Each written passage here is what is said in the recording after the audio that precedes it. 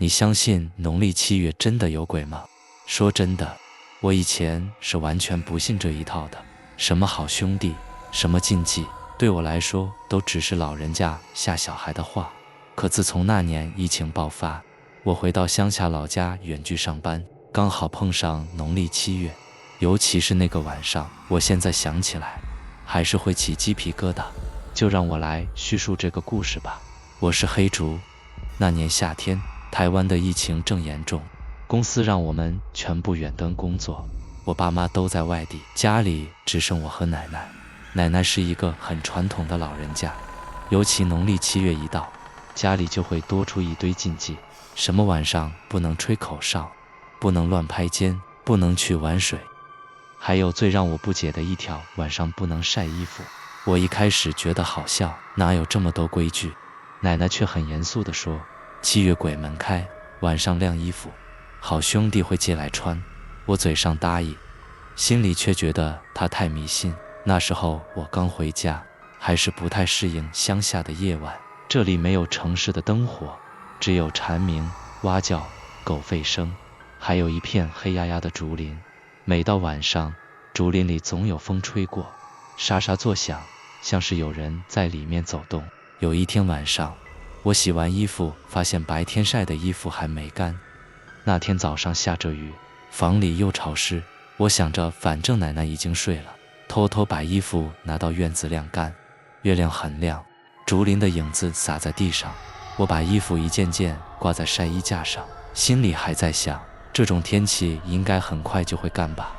晾完衣服，我正准备回房休息，忽然听到竹林里传来一阵狗吠声，那声音很急，像是有什么东西闯进去。我愣了一下，心里有点发毛，正想快步离开，却发现脚边有一串湿湿的脚印，一直往竹林里延伸。那脚印很小，像是小孩的脚，但这么晚了，哪来的小孩？我压下心里的不安，回房间休息，却怎么都睡不着。脑子里一直浮现那串脚印，还有奶奶说的话，晚上晾衣服，好兄弟会借来穿。我翻来覆去，最后还是决定起来把衣服收回来。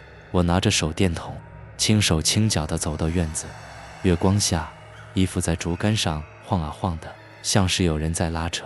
我深吸一口气，快步走过去，却发现有一件白色衬衫不见了。我明明记得刚刚不是还挂着的，怎么会不见？我四处找，最后在竹林边缘看到那件白衬衫就挂在竹子上，心想或许是被风吹过去的。这时我隐约听到脚步声，我压低声音喊，谁在那里？竹林里只有风声，还有远处狗的低吠。我壮着胆子走过去，捡起那件白衬衫。就在这时，竹林深处突然传来一阵嘻嘻的笑声，像是小孩在玩耍。我吓得把衬衫丢了，转身就跑回家。回到房间，我把门窗锁好，心跳得很快。那晚我做了一个很奇怪的梦，梦里我站在竹林里，四周都是晾着的衣服，那些衣服一件件飘起来，像是有看不见的人穿在身上。然后有个小孩的声音在我耳边说，你的衣服借我穿一下。我吓得大叫，猛然惊醒，发现自己满身冷汗。隔天早上，奶奶看到我脸色很差，问我是不是没睡好。我犹豫了一下，还是把昨晚的事说出来。奶奶只是淡淡地说，我早就跟你说过，7月不能乱来，衣服是人的第二层皮肤，晚上拿出去晒，好兄弟会以为你要给他们穿的，穿了就不还给你了。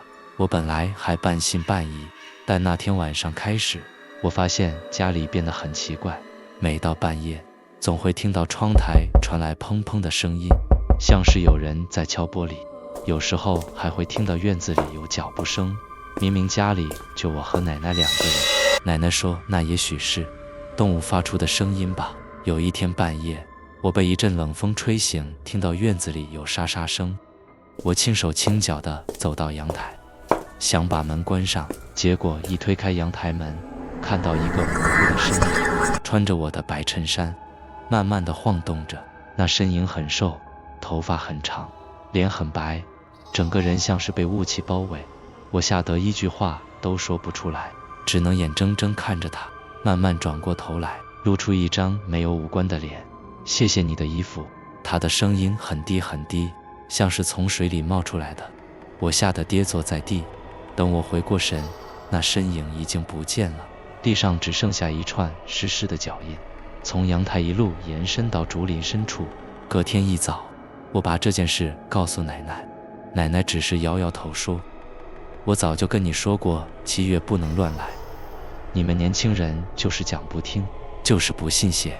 你把衣服给人家了，现在又想拿回来，你觉得人家会怎么想？”我问该怎么办，奶奶说：“你去竹林里把衣服烧掉，然后拜拜，请他不要再来。”我照做了。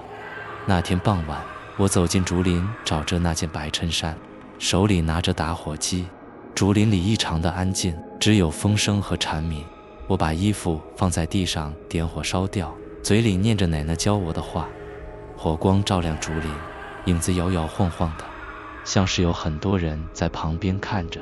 烧完衣服，正转身要走，忽然听到身后有脚步声。我回头一看，什么都没有。可当我走回去时，我再次看到地上多了一串小小的脚印，但这次是一直延伸到我家门口。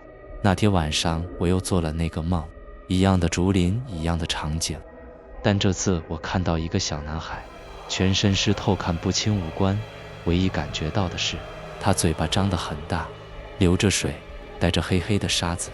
我好冷，你的衣服借我穿一下。我吓得大叫，再次从梦里惊醒。自从那天以后，我再也不敢在农历7月的夜晚晾衣服，甚至连白天也会提早将衣服收进来。但事情并没有就此结束。几天后，邻居家小孩突然发烧，说梦里有人叫他去竹林里玩。奶奶听了脸色很难看。我开始怀疑自己是不是做错了什么。每到晚上，我总觉得有种很不舒服的感觉，像是有什么东西在暗处盯着我。直到有一天深夜，邻居家的狗突然对着我家门口狂吠。我打开门，看着门口空无一人，我看到了那件熟悉又害怕的白衬衫挂在门把上。我愣住了，那不是我烧掉的那件吗？